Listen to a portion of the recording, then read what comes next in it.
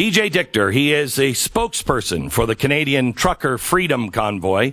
I had him on a couple of weeks ago when this all started. I wanted to find out about who they were and what was going on. Because of that, Esquire magazine said that I was responsible for the American support. Well, you got me there. I am all powerful, and you can't imagine how much power we really have. It's frightening, isn't it? BJ is on with us again. BJ, I've been watching you guys closely. If any of the stuff that was true, that the media was saying that you're violent extremist and anti-government, man, you guys are the worst at it because I'm not seeing anything. Yeah, the worst thing to bring to any sort of insurrection are bouncy castles and families. How threatening can that be, right? Yeah, well, that bouncy castle. I mean, when you see that, you're like, oh, well, there's the hate. There's the hate. Exactly. It's been so tell me about. Sorry, go ahead. No, please. I'm sorry. I'm on a real bad delay myself today. I'm up in the mountains of Idaho. Tell me about what happened this weekend, what Trudeau did. Give me a summary of the weekend. Well, let's start first with the week. Wednesday was probably the most contentious day that we were a little bit worried because all week the local government had been signaling that they're going to impose some scary action. They were going to seize vehicles. They went to court. They had an injunction, which the judge struck down most of the requests with the exception of one. Yet somehow they spun it into a win for the government. Then they were going to raid us, which they didn't do. They took some fuel. They were going to raid us a second night. They ended up taking firewood from truckers who were just trying to keep warm in the cold. Jeez. And after Wednesday night, I was watching this, and it's terrible for me to say this, but when they took the fuel that we were carrying to the drivers, I started laughing. And I thought, what a nightmare of a PR disaster the local government has just created for themselves. They're stealing fuel from people who want to keep their families warm. Okay, I'm sure that's not going to work in their favor, and it didn't. And after Wednesday night, we got word from some people in policing on Thursday that all the police agencies that had been brought from other parts of the province, Peel Region, Toronto, whatever, those police chiefs had enough. And they said, there's nothing happening here.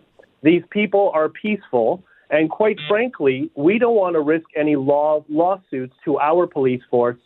So we're leaving and going back home. So they went. Now, was that reported anywhere? What's that?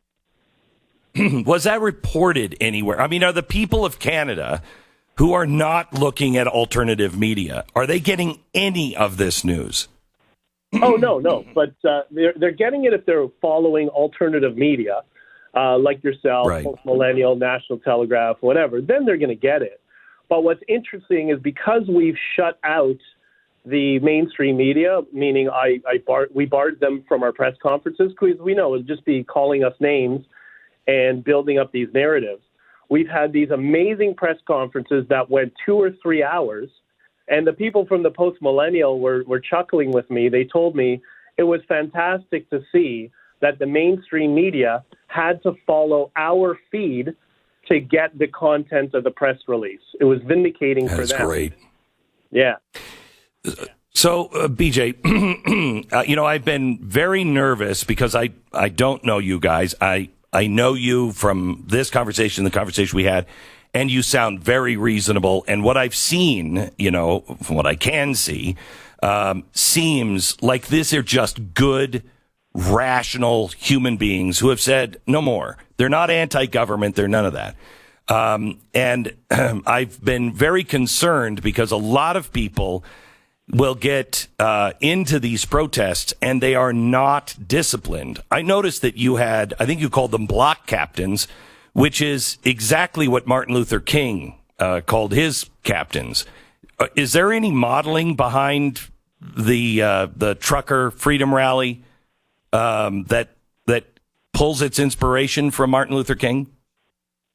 I think we're all inspired by leaders like Dr. King and others throughout history. That's where this really started from. And that was the whole idea of this is going to be peaceful for a couple of reasons. A, we don't condone violence. We're all part of a very regulated industry. We're used to following rules from the government, ones that we agree with and disagree with. But the second thing is, because there's so many people, there's no need to ever get violent, because there's just tens of thousands of people here who just want their freedom back. And it's not like we're going in like, I don't know, you can think of some of the other three-letter activist organizations that are making a demand for change. They want money or whatever it's going to be. We just want to return back to normal. We just want our natural freedoms granted back to us. That's it. We're not seeking any new dramatic or drastic change. We just want some normalcy. That's all. It's interesting that Trudeau and even Biden, I've got to read this from Trudeau, word for word. This morning, I had a direct call with President Biden to talk about our shared challenges at the border. I updated him on the situation, particularly in Windsor. We discussed the American and indeed global influences on the protest. We talked about the U.S.-based flooding of the 911 phone lines in Ottawa, the presence of U.S. citizens in the blockade, and the impact of foreign money to fund this illegal activity. We both agreed that for the security of the people and the economy, these blockades cannot continue. So make no mistake, the border cannot and will not stay closed. That's a threat. It is, but it's interesting. I don't know who the threat is at, because we have no involvement in any blockades. Our movement was just to come to Ottawa and to park here until we get our voices heard. Now, that's inspired people all over the world to start their own convoys, and it started with Alberta, that blockade on the Montana border, and then the Windsor border. We don't have anything to do with it. We support their right to protest, and we don't understand why the government keeps doubling down on this self-inflicted wound. Like when the premier of our equivalent of the governor, Doug Ford, decided he was going to go to court to try to freeze all our assets, because of Windsor, we have nothing to do with Windsor, and that's what we're going to be arguing in court. And instead of attacking good, hardworking, blue-collar people that are the backbone of the economy, maybe you should just have called Justin and said, hey, Justin, maybe it's time we just drop these mandates and passports and all of this ends. It's so easy. It's such a simple win for them. But I also think you're seeing the signs of the government starting to, I don't want to say crack, but reverse course. When Justin Trudeau gave his last press conference, he did exactly what we needed him to say, at least I thought, from a communication standpoint. Our policies have saved millions of people.